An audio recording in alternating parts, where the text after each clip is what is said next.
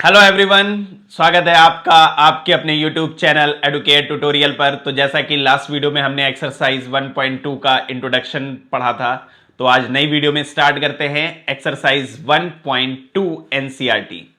तो बेटा एक्सरसाइज 1.2 आपको स्क्रीन पर दिख रहा है और इसका फर्स्ट क्वेश्चन आपके सामने लिखा हुआ है, which of the following are examples of the null set.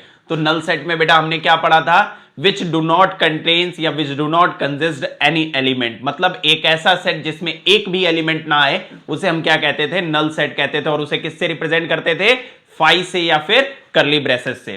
तो देखिए क्या कह रहा है, पहला आपको question, set of the odd natural numbers divisible by 2।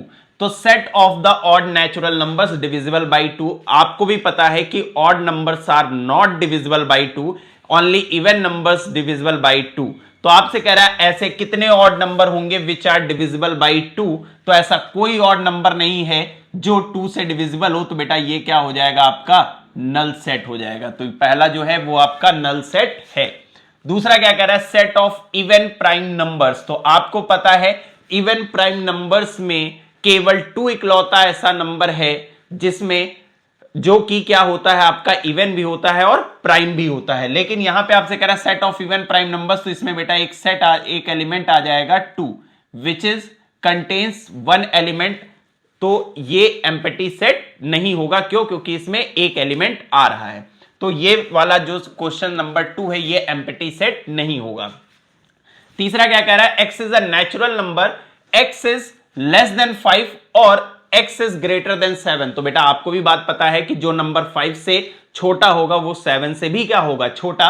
लेकिन आपसे कह रहा है ऐसा नंबर बताइए जो 5 से छोटा हो लेकिन 7 से बड़ा हो। तो इसमें कोई भी एलिमेंट नहीं आएगा, इसलिए थर्ड वाला जो आपको क्वेश्चन दे रखा है ये किसका एग्जाम्पल हो जाएगा, नल सेट का हो जाएगा। फोर्थ पार्ट क्या कह रहा है बेटा, y such that y is a point common to any two parallel lines। तो बेटा आपको भी पता है कि दो पैरेलल लाइंस कभी भी आपस में मीट नहीं करते, तो उनके बीच में कोई भी कॉमन पॉइंट नहीं होगा। इस वजह से जो फोर्थ वाला है ये भी आपका क्या हो जाएगा बेटा, नल सेट हो जाएगा। चलिए बढ़ते हैं क्वेश्चन नंबर 2 की तरफ। तो स्क्रीन पर सेकंड क्वेश्चन बेटा, which of the following sets are finite और इनफाइनाइट। तो फाइनाइट सेट में बेटा हमने क्या पढ़ा था, in which number of elements are countable, जिसमें हम नंबर ऑफ एलिमेंट्स काउंट कर सके वो हमारे फाइनाइट सेट होते हैं। और इनफाइनाइट सेट का मतलब क्या था, in which number of elements are uncountable, जिसके एलिमेंट्स को हम काउंट ना कर सके वैसा सेट क्या होता था, इनफाइनाइट सेट होता था। तो क्वेश्चन में कह रहा है which of the following sets are finite और इनफाइनाइट। तो the set of months of a year, तो आपको भी पता है बेटा एक साल में कितने मंथ्स होते हैं, 12 मंथ्स होते हैं, ठीक, जनवरी, फरवरी, ठीक, ऐसे करके आप सारे 12 मंथ्स लिख सकते हो। मतलब इसके जो एलिमेंट्स हैं वो बेटा क्या है, काउंटेबल हैं। इस वजह से जो पहला आपको दे रखा है ये कैसा होगा बेटा, फाइनाइट सेट होगा। सेकंड क्वेश्चन क्या कह रहा है, 1 2 3 फिर बेटा डॉट डॉट डॉट डॉट लगा है। तो ये मान लीजिए एक नेचुरल नंबर है, कहां तक जाएगा आपको भी नहीं पता, ये अप टू इन्फिनाइट तक जाएगा। इसलिए जो सेकंड क्वेश्चन बेटा ये किसका एग्जांपल हो गया, इन्फिनाइट सेट का हो गया। चलिए थर्ड क्वेश्चन क्या है, 1 2 3 लास्ट में डॉट डॉट डॉट 99 100। तो आपको भी पता बेटा इसमें जो कार्डिनल नंबर होगा वो कितने एलिमेंट हो गया, आपका लिखा है 1 2 3 4 ऐसे ऑन, आप काउंट करते चले जाएंगे, 100 पे जाके आप रुक जाएंगे। मतलब इसमें नंबर ऑफ एलिमेंट्स जो होंगे वो कितने होंगे, 100 होंगे। मतलब कि इसके जो नंबर ऑफ एलिमेंट्स है वो कैसे हैं, काउंटेबल हैं। इस वजह से बेटा ये वाला जो क्वेश्चन होगा ये कैसा होगा, फाइनाइट सेट होगा। क्वेश्चन नंबर 4 क्या कह रहा है, the set of positive integers greater than 100। तो the set of positive integers greater than 100, तो आपको भी पता है इंटीजर्स क्या होते हैं, without decimal numbers are integers. 100 से जो बड़े होंगे तो 100 से बड़े 101 102 103 कहां तक जाएगा बेटा, इनफिनाइट तक जाएगा। तो ये वाला जो सेट हो जाएगा बेटा ये कैसा हो जाएगा, इनफाइनाइट सेट हो जाएगा।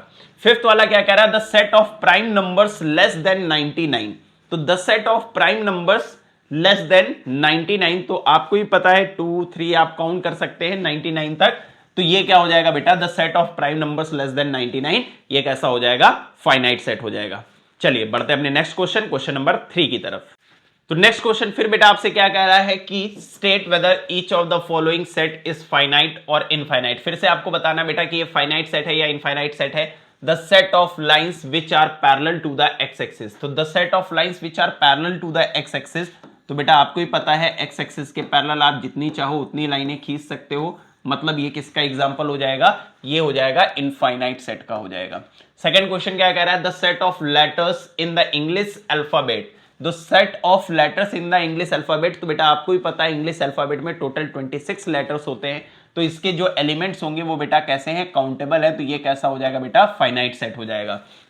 थर्ड क्वेश्चन क्या कह रहा है, the set of numbers which are multiple of 5, तो विच आर मल्टीपल ऑफ 5, तो आपको भी पता है 5, 10, 15, 20 अप टू कभी खत्म नहीं होने वाला है, तो मतलब ये जो एग्जांपल हो जाएगा बेटा ये कैसा हो जाएगा, इनफाइनाइट सेट का हो जाएगा। क्वेश्चन नंबर 4 है, the set of animals on the living on the earth, तो आपको भी नहीं पता है कि कहां कितने एनिमल्स हैं, ठीक है, तो आप काउंट भी नहीं कर सकते हो, इस वजह से जो फोर्थ वाला पार्ट हो जाएगा ये बेटा कैसा हो जाएगा, इनफाइनाइट सेट हो जाएगा। फिफ्थ वाला क्या कह रहा है, the set of circles passing through the origin, तो बेटा आपको ही पता है कि ओरिजिन से कितने भी सर्कल आप बना लो, जितने मन करे उतने सर्कल बना लो ओरिजिन से पास होने वाले, है ना, तो आपको भी पता है कि ओरिजिन से पास होने वाले हम infinite circle can be drawn, तो बेटा ये जो फिफ्थ वाला हो जाएगा ये भी किसका एग्जांपल हो जाएगा, इनफाइनाइट सेट का हो जाएगा। आई होप आपको क्लियर होगा। चलिए बढ़ते हैं क्वेश्चन नंबर 4 की तरफ। तो बढ़ते हैं नेक्स्ट क्वेश्चन नंबर 4 की तरफ। क्वेश्चन नंबर 4 क्या कह रहा है बेटा, in the following state whether A equals to B और नॉट। तो बेटा हमने क्या पढ़ा था कि दो सेट इक्वल तब होते हैं जब उनके जो एलिमेंट्स है वो भी क्या होने चाहिए, सेम होने चाहिए, तो उन दो सेट्स को हम क्या कहते हैं, इक्वल सेट्स कहते हैं।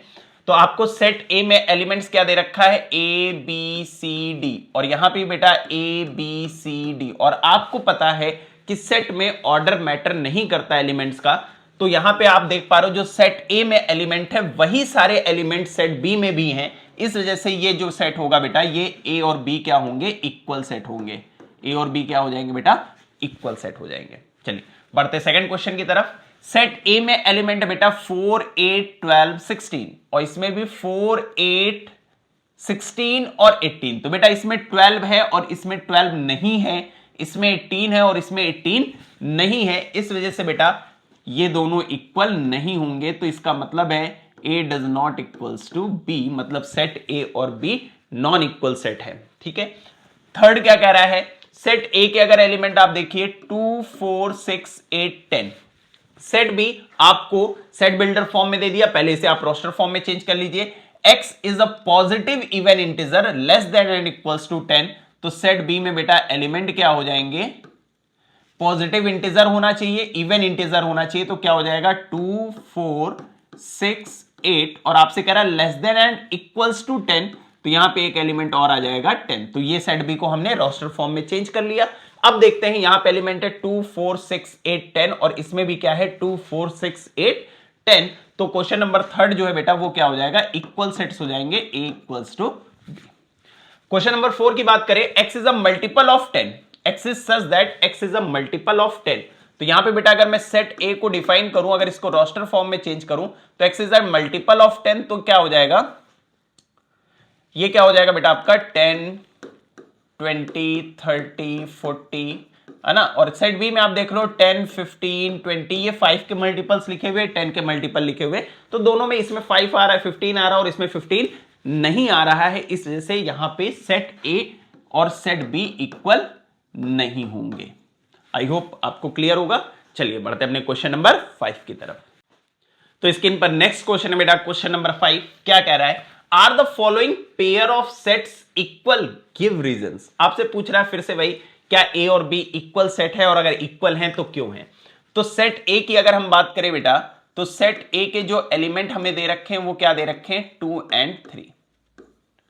अगर मैं सेट बी की बात करूं, तो सेट बी में बेटा आपको सेट बिल्डर फॉर्म में दे रखा है, उसे रोस्टर फॉर्म में पहले चेंज करते हैं। क्या कह रहा है, x is a solution of x square plus 5x plus 6 equals to 0। तो बेटा आपको इक्वेशन दे रखी है x square plus 5x plus 6 equals to 0। तो यहां पे पहले x की वैल्यूज फाइंड आउट कर लेते हैं। तो आपको ही पता है कि इसको हम किस में स्प्लिट करेंगे, 3 और 2 में स्प्लिट करेंगे, तो ये हो जाएगा 3x plus 2x plus 6 equals to 0। इसमें क्या कॉमन है बेटा, x कॉमन है, क्या बचेगा अपने पास x प्लस 3। इसमें क्या कॉमन है, 2 कॉमन है, तो 2 कॉमन कर लिया, क्या बचेगा x प्लस 3 इक्वल्स टू में 0। पूरे होल में क्या कॉमन है बेटा, x plus 3 and x plus 2 equals to 0। तो x की एक वैल्यू बेटा क्या आ जाएगी -3 और x की एक वैल्यू क्या आ जाएगी -2। तो आपसे कह रहा है x is a solution of this. तो इसमें एलिमेंट क्या है बेटा अपने पास -3 एंड -2। तो सेट बी को हमने क्या किया, सेट बिल्डर फॉर्म में से रोस्टर फॉर्म में चेंज कर लिया। अब देखते हैं क्या सेट ए और सेट बी के एलिमेंट सेम है, नहीं है। तो a does not equals to B. तो आप रीजन में क्या लिख दोगे कि सेट ए के जो एलिमेंट है वो सेट बी में नहीं पाए जा रहे हैं, तो इस वजह से सेट ए और set B not equal set है। चलिए नेक्स्ट क्वेश्चन, क्वेश्चन नंबर 2 क्या कह रहा है, x is a letter in the word follow. तो अगर बेटा मैं सेट ए की बात करूं तो सेट ए क्या हो जाएगा इसमें FOLW। क्लियर है, तो इसको हमने रोस्टर फॉर्म में चेंज कर लिया। फिर बी सेट क्या कह रहा है, Y is a letter in the word wolf. ठीक, तो सेट बी के क्या हो जाएंगे बेटा WOLF।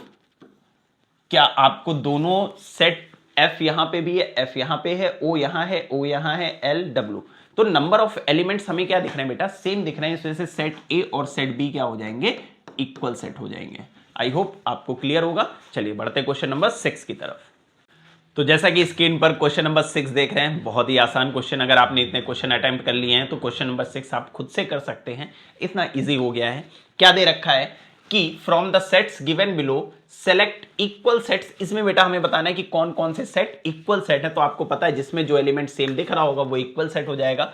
अगर मैं सेट ए की बात करूं तो सेट ए में एलिमेंट आपको क्या दिख रहे हैं 2 4 8 12। क्या किसी और में 2 4 8 12 दिख रहा है, नहीं दिख रहा है। इसका मतलब है सेट ए किसी के भी इक्वल नहीं है। लेकिन सेट बी की अगर बात करें तो इसमें बेटा आपको 1 2 3 4 दिख रहा है, सेट बी में आपको 1 2 3 4 दिख रहा है, और डी में भी बेटा आपको 1 2 3 4 दिख रहा है। तो इसका मतलब है कि सेट बी और डी जो है वो बेटा कैसे हैं, इक्वल सेट है। उसके बाद अगर आप देखिए तो इसमें 4 8 12 14 दिख रहा है, इसमें 4 8 12 लेकिन 14 नहीं है। तो और किसी में 4 8 12 14 दिख रहा है, नहीं दिख रहा है आपको। अब अगर मैं सेट ई की बात करूं तो सेट ई में बेटा आपको -1 1 दिख रहा है, और यहां पे 1 एंड -1 दिख रहा है। इसका मतलब है बेटा ई और जी जो है वो दोनों कैसे सेट हैं, इक्वल सेट हैं। उसके बाद और यहां पे 0, A है और यहां पे 0, 1 है। तो किसी भी सेट के एलिमेंट किसी और सेट में नहीं पाए जा रहे हैं, तो केवल आपके बी और डी और ई और जी जो है ये कैसे सेट है बेटा, इक्वल सेट है। तो आई होप आपको एक्सरसाइज 1.2 बहुत अच्छे से समझ में आई होगी। किसी भी एक्सरसाइज को बेटा पढ़ना हो तो उससे पहले उसके इंट्रोडक्शन को अच्छे से पढ़िए, तो आपको एक्सरसाइज समझने में बहुत ही ज्यादा हेल्प मिलेगी। तो कभी भी इंट्रोडक्शन स्किप करके आप डायरेक्ट एक्सरसाइज पे मत आए, पहले इंट्रोडक्शन को अच्छे से पढ़ें, उसके बाद एक्सरसाइज को करेंगे तो आपको ज्यादा अच्छे से समझ में आया होगा। आई होप आपको अगर वीडियो अच्छी लगी हो और समझ में आया हो तो प्लीज वीडियो को लाइक शेयर एंड सब्सक्राइब जरूर करें, और हमारे एडुकेट चैनल को सब्सक्राइब करें। Thank you so much, bye bye.